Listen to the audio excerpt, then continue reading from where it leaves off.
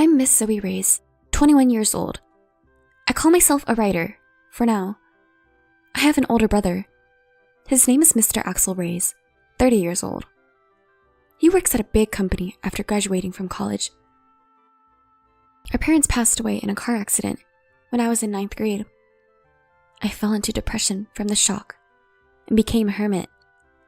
As a result, I couldn't go to high school. Afterward, I went to a doctor and recovered, thanks to my brother's help. When our parents died, my brother had just started working after graduating from college. He faced a tough situation right away, but took care of me, even helping with the housework. I decided to start doing what I could, little by little, like cleaning my room, the house, and then laundry and cooking, regaining my daily life with my brother's help. Now, we live together in the house our parents left behind. We split housework, but since I mainly work from home, I'm in charge of preparing meals and shopping. Going out for groceries is a nice change of pace. I also find cooking enjoyable, coming up with menus and following recipes.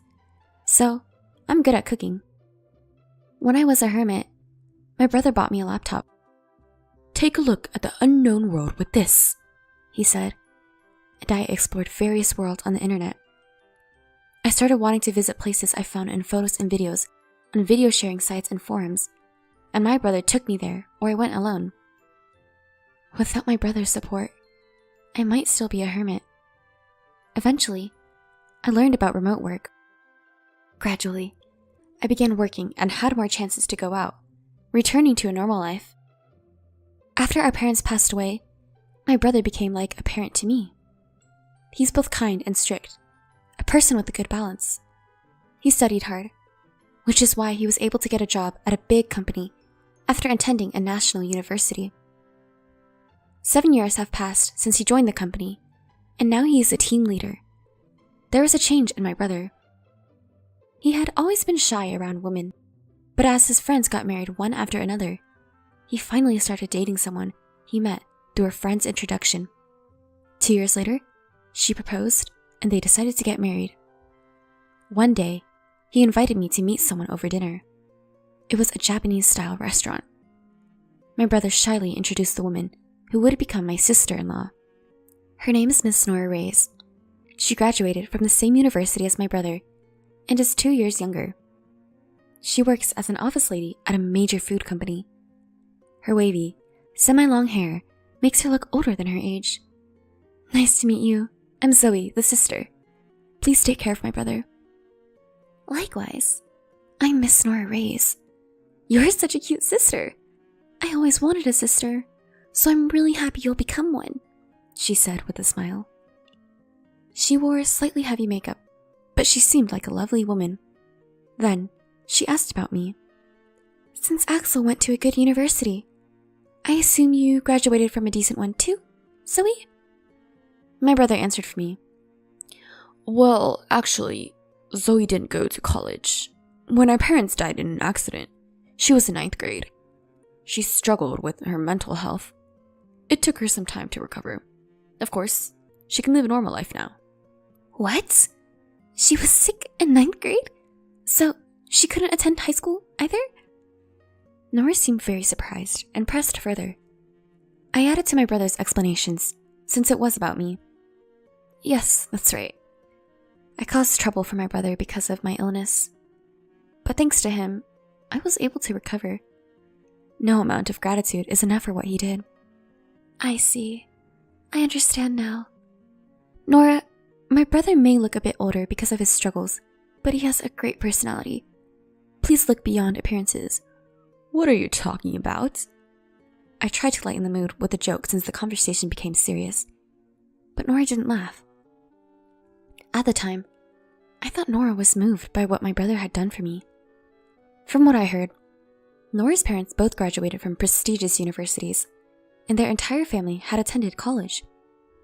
Naturally, they had excellent grades and worked at well-known companies, with many in professional roles like doctors and lawyers. They were an impressive family. Nora's father was an executive at a major publishing company, and her mother was the president of a local women's association. Hearing that, I thought my brother was going to join a great family. Busy with work, my brother steadily prepared for the wedding. Seeing him happy made me happy too, and I helped out with various tasks. One day, I received a call on my smartphone. I was a little nervous about answering a call from an unknown person, but the number was displayed, so I answered. "Who is this?" "Zoe, I'm Nora's mother. Nice to meet you." To my surprise, the caller was Nora's mother, who would become my mother-in-law. "What can I do for you?" Feeling anxious, I asked, and she replied, "I heard from Nora the other day that you didn't attend high school and only graduated from middle school?" I didn't know what she wanted to say, but I answered honestly. Yes, when my parents died in an accident, I suffered from mental health issues, and it took me a long time to fully recover. That's why I couldn't go to high school." "I sympathize with your situation, but the fact remains that you only have a middle school education, right?" "Yes." "I see. I have a favor to ask. Could you please not attend Axel and Nora's wedding ceremony? Actually, don't attend." "What do you mean?" I was taken aback by this sudden, outrageous request. "Axel and Nora both graduated from top universities, and my husband and I also graduated from college. Of course, all our relatives have college degrees." "Yes? What about it?" "You're not very smart, are you? No wonder you only finished middle school." With a sigh, my mother-in-law continued the conversation. "You see, as I mentioned earlier, our family is made up of elites. Graduating from college is a given, and we hold prestigious jobs like executives at big corporations, doctors, lawyers. These are the kind of impressive people attending the wedding." I began to understand what she was getting at.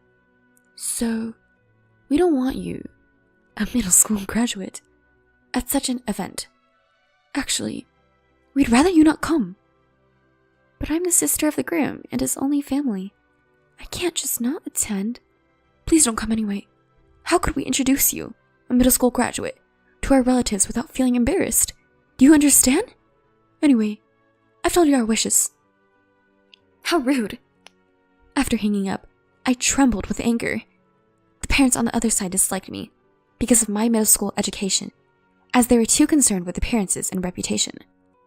At least, I never thought of my life as embarrassing, and I believed that I didn't deserve to be looked down upon by others. But what if my presence made my brother unhappy? If I stepped back, my brother could have a happy marriage and a future beyond that. I've caused him a lot of trouble, so I want him to be happy, no matter what. I can't be the one to ruin that. But I also couldn't stand being dismissed. My thoughts were all jumbled up. I talked to my brother about the situation. He said, "Don't worry. You're my sister, my only family. Feel free to attend my wedding. I'll protect you, no matter what." "But if I cause trouble for you, I don't mind not attending." "There's no way you'll cause trouble. Zoe, you're my one and only sister. If I can't protect my sister, what kind of brother would I be?" "Thank you, brother." Encouraged by his words, I decided to attend the wedding. And on the day of the wedding, at the family introduction, when my uncle introduced me as our family representative, my sister-in-law's parents looked at me with disdain. My brother seemed to notice their attitude. At the reception, the seats for the bride and groom's families were at the back, facing the main table. I wondered if there might not be a seat prepared for me, but there was. As I sat down, I felt piercing stares. Sure enough, my mother-in-law was looking at me. She marched over to me and said, "Why are you here? I told you not to come because you'd be a disgrace to our family, didn't I?" "I am his real sister. There's no reason for me not to attend," I strongly replied, and she snapped back. "For a middle school graduate, you sure are insolent. Just remember this." Leaving those harsh words behind, my mother-in-law walked away. Soon, the bride and groom entered the room. Seeing my brother in a different atmosphere than usual, I couldn't help but smile. Nora was beautifully dressed and sparkling. As soon as the mediator finished speaking, my mother-in-law suddenly stood up and talked to the MC. Then, she grabbed the microphone and started speaking loudly. Our family has all graduated from college and hold respectable jobs. I believe that Axel is a suitable person for our family. But there is one issue. She took a breath and continued. It is his middle school graduate sister. She is an incredibly embarrassing presence in our family. We would like to ask the groom to sever ties with her. If he can't, we cannot allow this marriage. There was a commotion in the room, but my mother-in-law ignored it and turned to my brother. Axel, can you swear to do that here? Swear to cut ties with this embarrassing middle school graduate sister and become a part of our excellent family. As if it were obvious, both the bride and father-in-law nodded. Then, with a triumphant look, she handed the microphone to my brother. Taking the microphone, my brother took a deep breath and answered. Indeed, my sister is a middle school graduate, but she is my only blood relative, my family, since our parents have passed away. I can't sever ties with her. I apologize to all of you who have attended today, but I will cancel the marriage and consider this relationship with this family as non-existent. This is my answer. With that, my brother slammed the microphone down on the table and came straight to me. With a refreshed smile, he spoke to me. Zoe, I'm sorry for causing trouble. There's no need for us to be here. Let's go home. Later, I heard from the relatives who attended that the reception was canceled because the groom left halfway through. The bride burst in tears, and her parents were scolded by the relatives and had to apologize on their hands and knees. They were also forced to return the gift money. Later, my uncle contacted my brother. He said that although his attitude at the reception wasn't praiseworthy, he would have severed ties with him if it had continued.